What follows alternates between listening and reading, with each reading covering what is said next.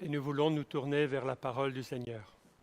Il est bon de le louer, d'affirmer notre foi, de chanter notre louange, de chanter notre prière. Et il est bon de nous mettre à l'écoute du Seigneur. Vous savez, pour un pasteur, tout au travers de la semaine, il réfléchit au thème, il prie, il pense, il étudie des heures, souvent des dizaines d'heures, qui sont investies dans la préparation d'un message. Et la question, dans mon cœur en tout cas, est est-ce que c'est la parole de Dieu pour cette semaine? Est-ce que c'est le message que Dieu désire qu'il soit partagé cette semaine?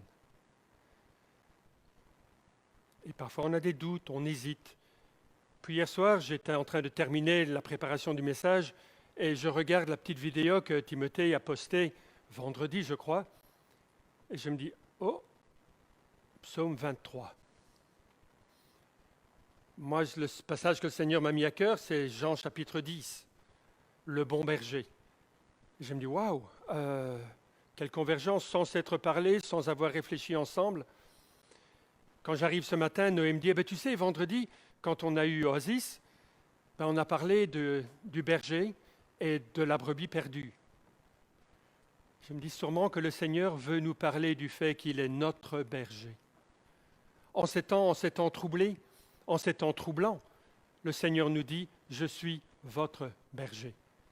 Mais il y a tant d'aspects différents sur cette vérité que le Seigneur nous donne. La semaine passée, nous parlions de Jésus qui dit « Je suis la lumière ». Et dans Jean chapitre 10, Jésus nous dit « Je suis le bon berger ». Saïd, un jeune bédouin, travaille avec ses parents, vit avec ses parents dans le désert du Sinaï, tout près de ces canyons, de ces gorges de granit. 7 ans à peine, mais déjà bien au boulot. Et tous les jours, son papa, ses parents l'envoient avec le petit troupeau de chèvres pour qu'il aille trouver de l'herbe pour qu'elle puisse manger, brouter. Et ce jour-là, il est rentré et il avait perdu une chèvre. C'est dramatique de perdre une chèvre, parce que ça fait partie de la subsistance de la famille. Et il s'est rappelé, ah oui, il y a ce moment où il y a une jeune bédouine qui est passée avec son propre troupeau, on a commencé à bavarder comme deux enfants, et peut-être que je n'ai pas fait attention à ce moment-là, qu'une des chèvres s'est égarée. Son papa l'a regardée, de haut évidemment, quand on a 7 ans, quasiment tout vient de haut, et il lui a dit, va, cherche la chèvre et ne reviens pas tant que tu ne l'as pas trouvée. Le garçon n'a pas discuté, il s'est enfui. La réponse était, semble-t-il, quand même assez dure, mais c'est la manière dont on apprend la responsabilité parmi les Bédouins. Le garçon est parti et il a cherché toute la soirée, toute la nuit, toute la journée du lendemain, toute la nuit encore. Et il n'est revenu à la maison que le surlendemain, épuisé, tracassé, se demandant comment il allait être reçu. Et son papa lui a dit, tu sais, le soir, la chèvre est rentrée toute seule à la maison. Il ne lui a pas dit, j'aurais pu te prévenir. Il l'a laissé chercher. Être berger, ce n'est pas quelque chose de facile. Apprendre à devenir berger, ce n'est pas quelque chose de facile non plus. Jésus dit, je suis le bon berger. Un berger qui est bon, non seulement par ses aptitudes, mais par son cœur. Regardons ensemble ce texte où le Seigneur nous parle du bon berger. Je suis le bon berger. Le bon berger donne sa vie pour ses brebis. Il explique surtout ce que veut dire bon. Un bon berger, c'est celui qui donne sa vie pour ses brebis. Mais le mercenaire, qui n'est pas le berger et à qui n'appartiennent pas les brebis, voit venir le loup, abandonne les brebis, prend la fuite et le loup les ravit et les disperse. Le mercenaire s'enfuit parce qu'il est mercenaire et qu'il ne se met point en peine des brebis. Je suis le bon berger, dit Jésus. Et sûrement que vous aurez envie d'écrire « Amen ». Je connais mes brebis et elles me connaissent. Comme le Père me connaît et comme je connais le Père, je donne ma vie pour mes brebis. J'ai encore d'autres brebis qui ne sont pas de cette bergerie, celles-là. Il faut que je les amène, elles entendront ma voix et il y aura un seul troupeau, un seul berger.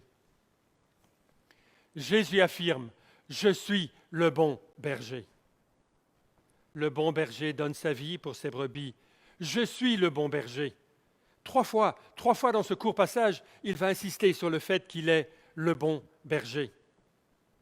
Lagnac, dans un livre qu'il a dévolu principalement à l'étude du rôle du berger, quand il faisait ses études, et il a passé plusieurs semaines, plusieurs mois parmi les Bédouins, parmi les tribus qui sont nomades et gardent des troupeaux, et il posait très souvent la question, qu'est-ce qu'il faut pour être un berger? Qu'est-ce qu'il faut pour être un berger? Quelles sont les qualités principales? Quelle est la qualité principale? Elle se souvient de ce berger âgé, repu d'années, qui l'a regardé et lui a dit, tu sais, ce qu'il faut, Abu Jamal, ce qu'il faut, c'est le cœur pour cette occupation. Si tu as le cœur, tu peux commencer demain. C'est d'abord une question de cœur. N'est-ce pas le sens de ce que Jésus dit? Le bon berger. C'est d'abord une question concernant ce qu'il y a à l'intérieur. Le bon berger, il est attentif. Il voit les dangers. Pas juste qu'il est bon, qu'il laisse passer tout. Non. Ce n'est pas qu'il est bon et distant. Il est bon parce que attentif. Ça m'a frappé, cette histoire. C'était pendant la Deuxième Guerre mondiale. On en a fait un film à succès que j'imagine nous avons tous vu. Il faut sauver le soldat Ryan. Il y avait cette famille, et ce film est basé sur un fait historique. C'est un petit peu romancé, ça a été rendu en film. Mais il y avait une famille avec 4 fils. Les 4 fils ont été enrôlés à la guerre. Ils venaient de l'État de New York. C'est étonnant quand on y pense l'effort de guerre qui a été accompli par la nation des États-Unis. Des millions de jeunes gens sont partis à la guerre. 16 millions ont été enrôlés, des jeunes gens, des jeunes femmes, pour l'effort de guerre. 16 millions dans ce conflit. Et il y avait cette famille, les 4 fils sont enrôlés, et un premier est tué au combat. Un second est tué au combat. Et l'on n'a pas de nouvelles du troisième. Mais il y a un général qui se rend compte de la situation. Et il fait ramener le 4e, parce qu'il ne serait pas juste qu'une famille perde tous ses fils. Le sacrifice avait été suffisant. Et ce film, Il faut sauver le soldat Ryan, est à propos du dernier fils qu'il faut aller récupérer à n'importe quel prix.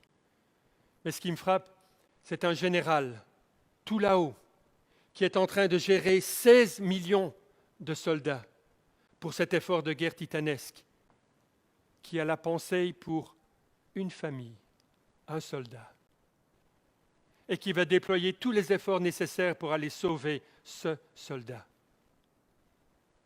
Le bon berger, il est attentif. C'est vrai que Dieu, il veille sur l'ensemble du monde, il est souverain sur toute sa création, mais il a le temps de s'arrêter et de regarder et de dire, Cathy, comment est ta journée aujourd'hui?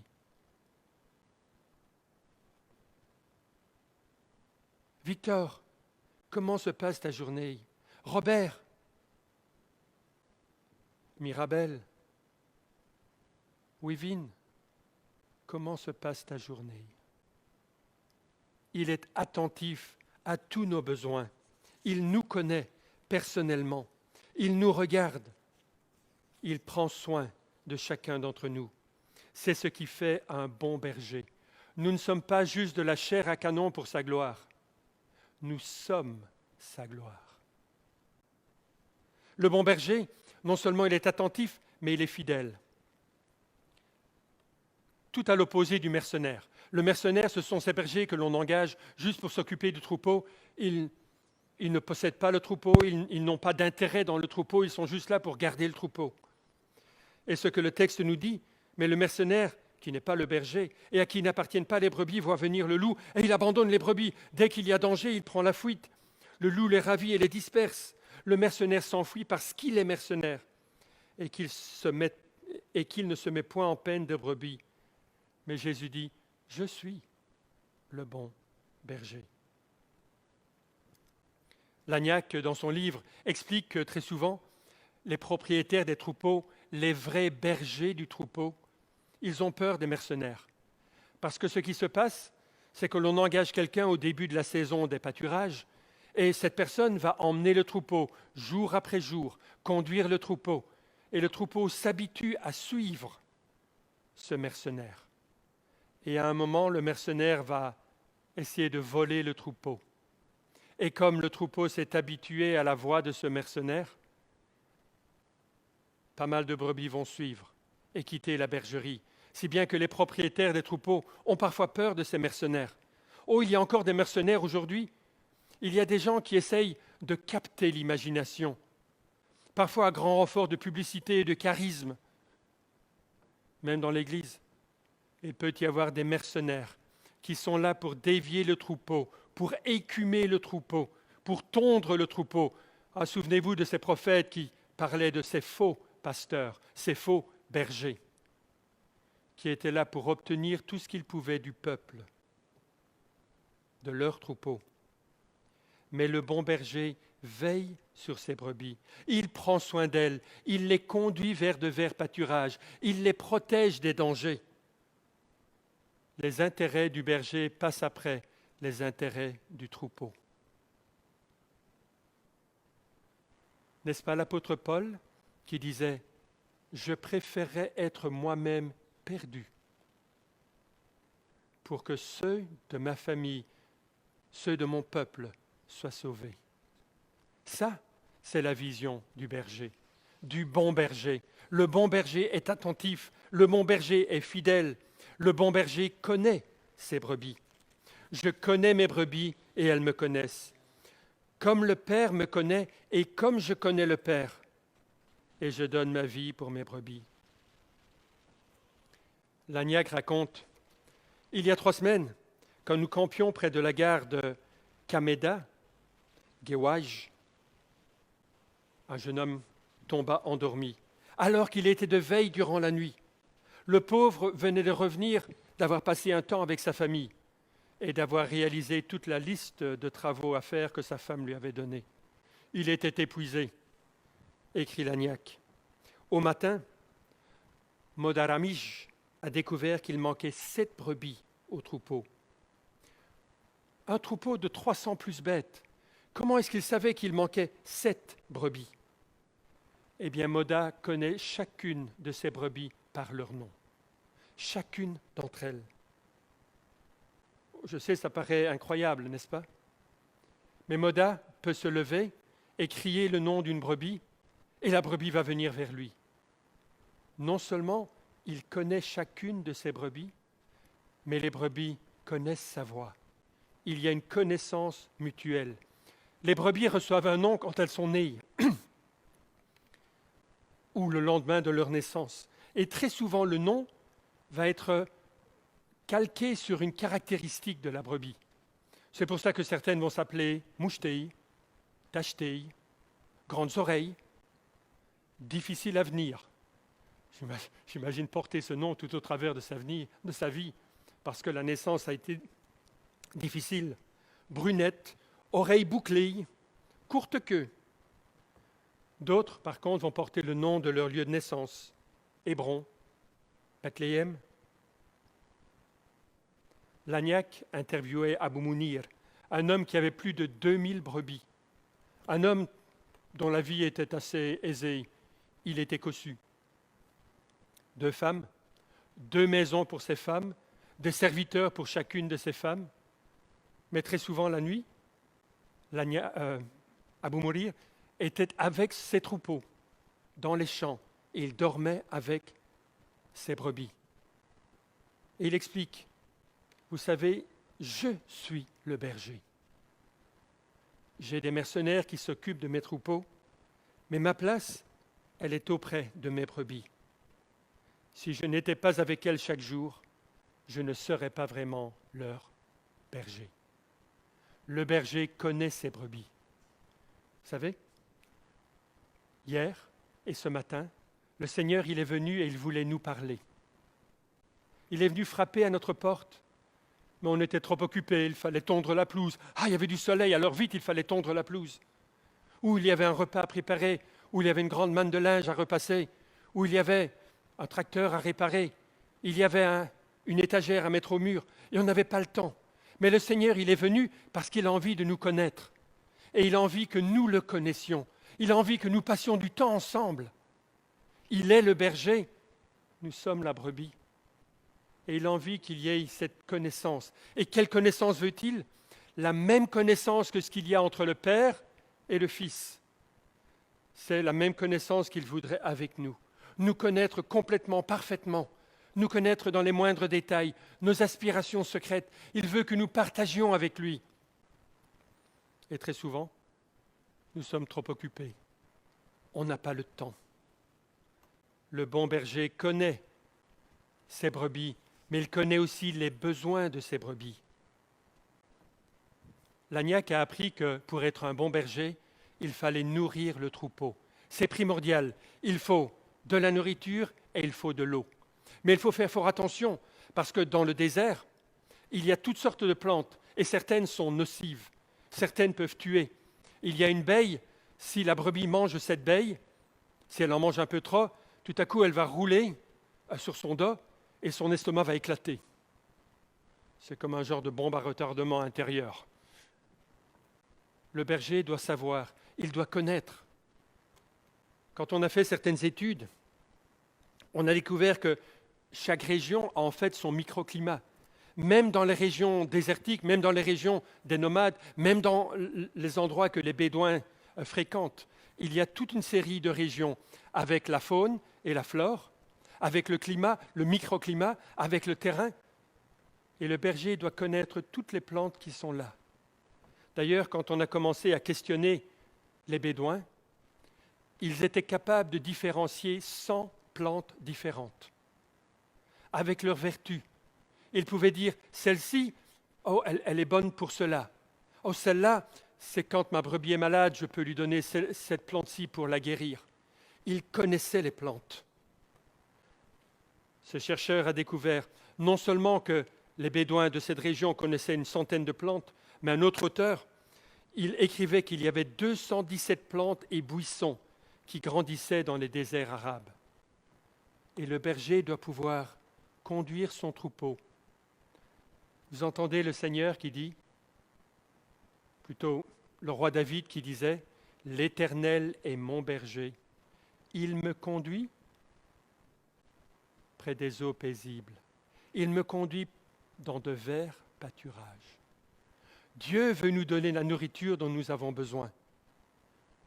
Aujourd'hui, on est dans un temps où il y a énormément de snacks, spirituellement parlant. Vous allez sur Internet et il y a toutes sortes de choses. Il y a aussi toutes sortes d'aberrations. Il y a toutes sortes de plantes. Oh, elles sont peut-être bonnes au goûter, mais il n'y a aucune calorie spirituelle dedans. C'est du vide, c'est de la mousse. Ce n'est pas ancré dans la parole. Les bergers, le berger de votre Église, son travail, c'est de conduire le troupeau à une nourriture qui est riche, à éviter les choses qui vont détruire, les fausses promesses sur lesquelles on peut parfois s'accrocher. Et quand on est malade spirituellement, il va prescrire, il faudrait un petit peu de cette plante-ci. Regarde un petit peu ces promesses, ce psaume ici, ce proverbe-là, ce récit du Seigneur ici. Le Seigneur, il veut te parler. Oh, ce n'est pas le berger qui nourrit le troupeau. Le berger, il conduit simplement à la nourriture. C'est Dieu qui nourrit. Ce n'est pas le berger lui-même. Mais le berger connaît, il prescrit le régime pour ses brebis. Et Dieu va s'occuper de ses brebis. Oui, mais moi je voudrais l'herbe qui est là. Je voudrais l'herbe qui est là. Et le berger dit non, pas cette herbe-là. Va ici. Non, mais je veux l'herbe qui est là.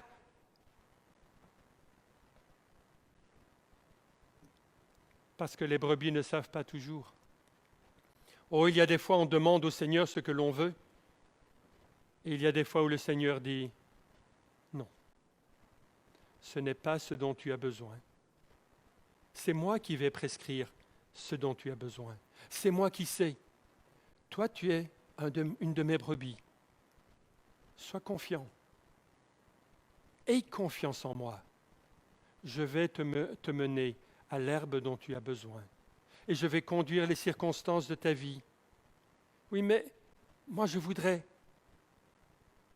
Écoute-moi. Suis-moi.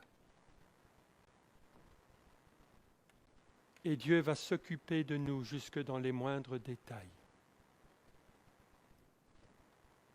Ce jeune pasteur, enseignant, avait voulu se lancer dans une aventure de foi. Et ils avaient donc prévu un périple dans toute une série de pays d'Asie. 12 pays où ils voulaient s'arrêter pour de l'enseignement et un partage de foi. Et par moments, la bourse était plutôt plate. Ils n'avaient pas de quoi subvenir à tous les besoins. Ils avaient quitté les Philippines et se sont retrouvés en Chine, mais le temps avait changé. Et quand ils sont arrivés en Chine, avec leurs shorts philippins, il faisait très très froid en Chine. Et ils n'avaient pas ce qu'il fallait, pas l'équipement nécessaire. Ils sont arrivés à leur hôtel, et là, dans la penderie de l'hôtel, il y avait 2 parkas.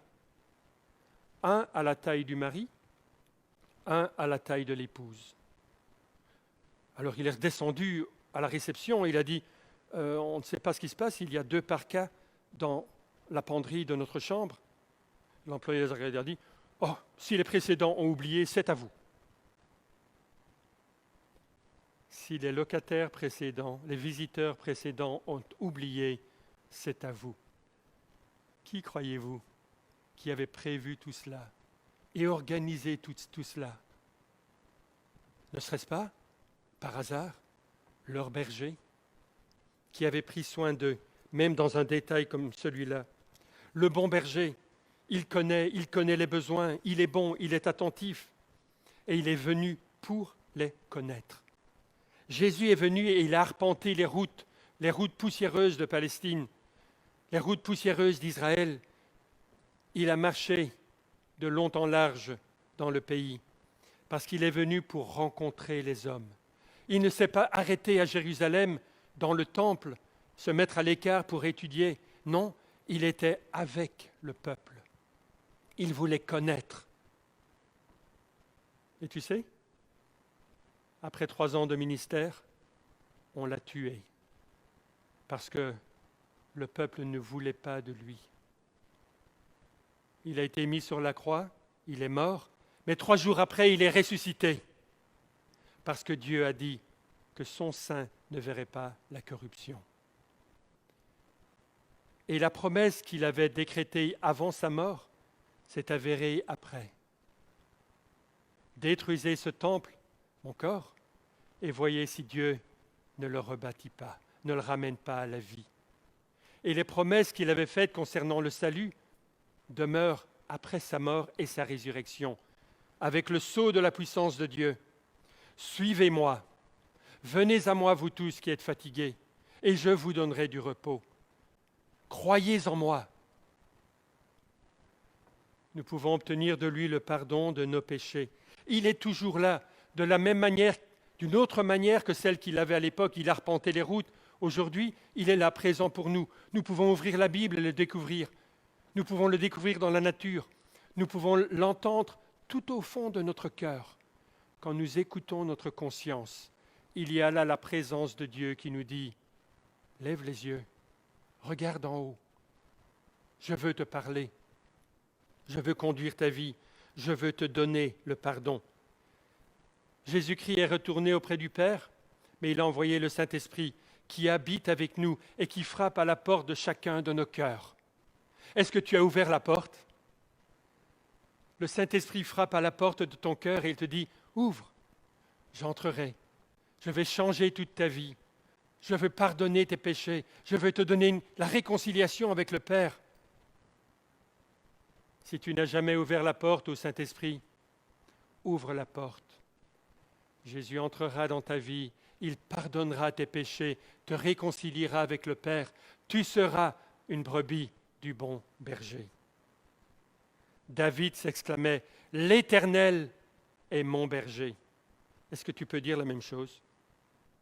Est-ce que l'Éternel est ton berger? Est-ce que tu as changé de bergerie? Non seulement Jésus est le bon berger, fidèle, attentif, connaissant ses brebis, connaissant les besoins de ses brebis. Mais Jésus est aussi le seul berger. Je suis le bon berger. Il ne dit pas je suis un bon berger. Il dit je suis le bon berger. Le bon berger donne sa vie pour ses brebis.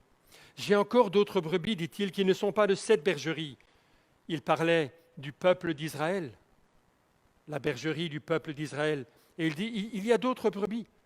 Et je vais rassembler mon troupeau en une seule bergerie, et je serai le berger de ma bergerie. Il faut que je les amène. Elles entendront ma voix, et il y aura un seul troupeau, un seul berger. Il parle de ces deux troupeaux, de ces deux bergeries, le peuple d'Israël et puis les nations païennes qui ne croyaient pas en Dieu, Et moi, je peux dire, je suis une brebis de cette autre bergerie. Oui, j'ai entendu l'appel et j'ai dit oui, je veux être une de tes brebis.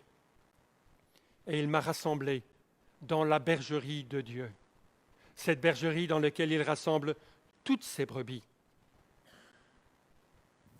Il n'y a pas une bergerie, et il ne faut pas confondre ce texte. On a parfois essayé de dire, oui, il y a la bergerie de Bouddha, il y a la bergerie de Mohammed, il y a la bergerie du Christ de Montfavet, il y a la bergerie du Père Antoine, il y a la bergerie de Vishnu. Non. Il n'y a pas. Il y a la bergerie de Jésus-Christ. Et d'ailleurs, il le dit bien précisément, je vais rassembler en une seule bergerie mon troupeau. Oui, on peut suivre un autre berger, mais où nous mène-t-il? Comparez les modèles. Comparez Jésus-Christ à n'importe quel autre modèle. Jésus-Christ, une vie extraordinaire, un enseignement extraordinaire. Il est le berger qu'il faut suivre. Il est le seul berger. À l'époque de Jésus, et encore aujourd'hui, en certaines parties du monde, le berger faisait rentrer ses troupeaux dans l'enclos, un enclos qui était bordé de murs. Et en fin de journée, il plaçait des pierres en équilibre sur certaines parties du mur. On mettait des ronces aussi. Si quelqu'un tentait de passer au-dessus du mur, il allait faire tomber ces pierres qui étaient là en équilibre. Il allait se blesser sur les ronces. L'enclos était un endroit de protection. Les brebis entraient par la seule entrée possible. Et le berger, il était là à l'entrée, et il voyait passer les brebis, l'une après l'autre. C'était d'ailleurs un moment où il allait vérifier la santé de chacune de ces brebis, passer parfois la main sur le dos pour sentir s'il n'y avait pas un tic qui s'était installé, s'il n'y avait pas une autre bête qui était venue se gorger du sang de sa brebis. Il les regardait, il voyait si les oreilles tombaient, si le poil n'était pas comme il devrait. Il les regardait chacune. Et puis il allait s'installer. La bergerie du Seigneur, l'endroit où il garde, le seul moyen d'entrer, c'était au travers de cette petite porte. N'est-ce pas étonnant que Jésus va dire non seulement « Je suis le bon berger », mais il va dire « Je suis le chemin, la vérité et la vie. Je suis la porte. » Il faut entrer par Jésus-Christ. Il est le seul chemin d'entrer dans la bergerie de Dieu. Il est le moyen. D.A. Carson, dans un de ses commentaires, écrit « C'est une manière proverbiale d'insister sur le fait qu'il n'y a qu'un seul moyen de recevoir la vie éternelle. » Il poursuit « La seule source de connaissance concernant Dieu, la seule fontaine de nourriture spirituelle, la seule base de sécurité spirituelle, Jésus seul. Le monde cherche ses sauveurs politiques, humanistes. C'est Hitler, c'est Staline, c'est Mao, c'est Pol Pot. Parfois, on met toute notre foi dans un leader politique. Il y a 4 ans, vous avez vu les gens qui se sont mis derrière le sauveur, Donald Trump. Maintenant, on voit ceux qui se mettent derrière Joe Biden. Il est le sauveur. Tout va changer. Je lisais quelqu'un qui disait, on a bougé Donald Trump, toute l'animosité va s'arrêter dans le pays.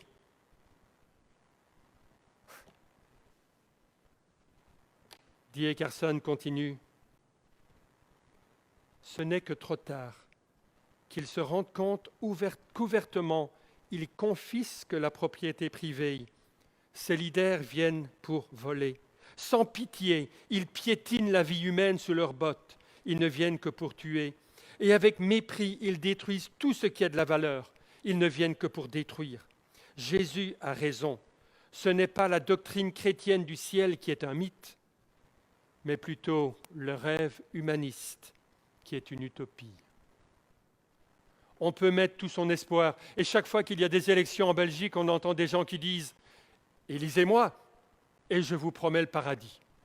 Oh, c'est peut-être pas ces mots-là, mais c'est grosso modo le sens. Et quel que soit le parti, si on met notre confiance en eux, tout va aller pour un mieux. L'économie va décoller. Mais Jésus dit « Je suis le chemin, la vérité et la vie ». Je me posais la question hier, qui est mon berger? Qui est celui que je suis,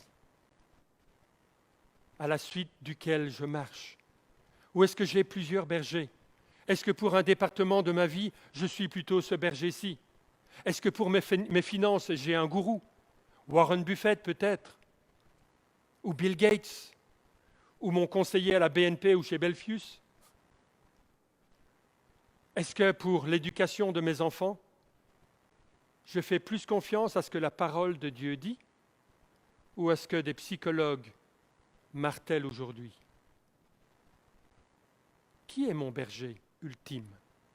Oui, on peut être enrichi par toutes sortes d'enseignements, de sources, mais le seul berger auquel nous pouvons faire confiance, que ce soit pour nos enfants, nos finances, notre santé, notre couple, notre travail, toutes les décisions de notre vie, c'est Jésus-Christ.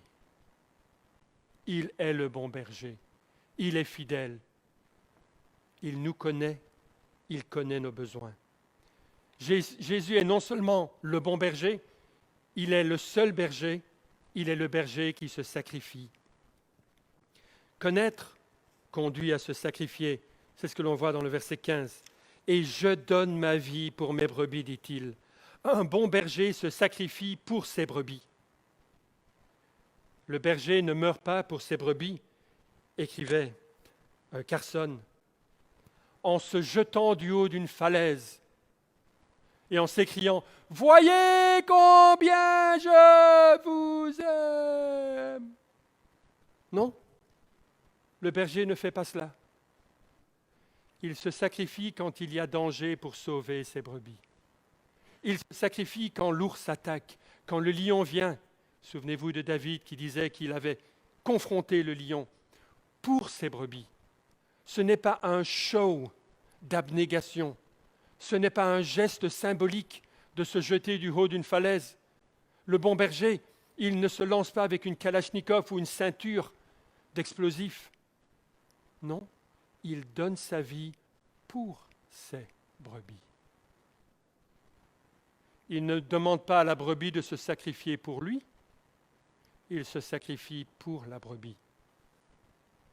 Il fait ce qui est bien pour ses brebis, même quand cela lui fait mal. La mort de Jésus dans l'Écriture est présentée comme un sacrifice dirigé pour la rédemption de ses brebis perdues, de sa bergerie juive et des autres. Jésus-Christ n'est pas mort pour me donner un exemple d'altruisme. Il est mort pour me donner un chemin de salut. C'est très différent.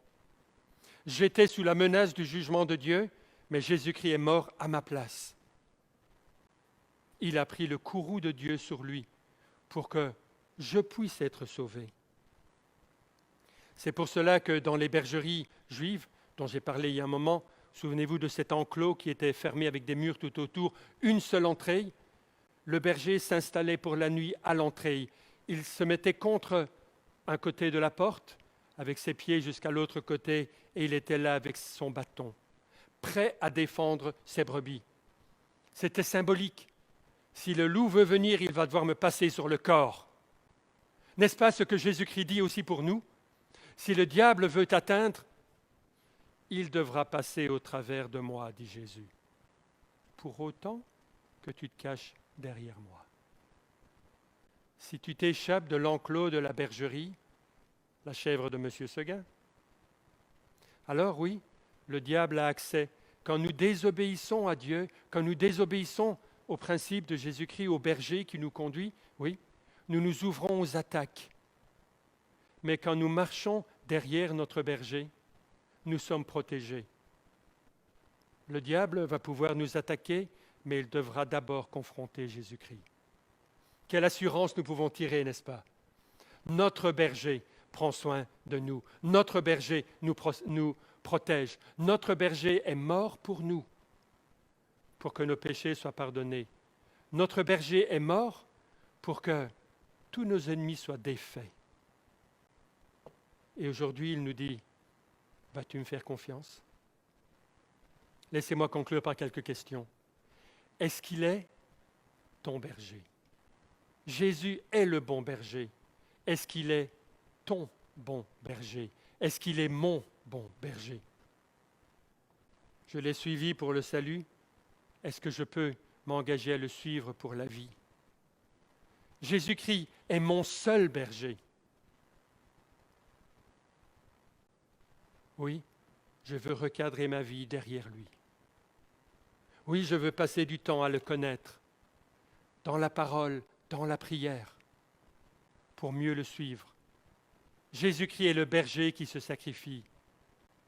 Est-ce qu'il s'est sacrifié pour toi? Ou est-ce que jusqu'à présent tu as dit, non merci, je m'occuperai moi-même de mon péché, je m'occuperai moi-même de mes soucis, je m'occuperai moi-même des attaques de Satan? Ou est-ce que tu t'es réfugié derrière lui? Si ce n'est le cas, fais-le aujourd'hui. Tu lui dis simplement, j'ai besoin d'un berger dans ma vie. Oui, je suis une brebis errante, une brebis égarée, je veux te suivre. Pardonne mes péchés et par le sacrifice de ta mort, pardonne tous mes péchés. Et à partir d'aujourd'hui, je vais te suivre. Que le Seigneur fasse de nous des membres de son troupeau qui le suivent avec foi. Amen.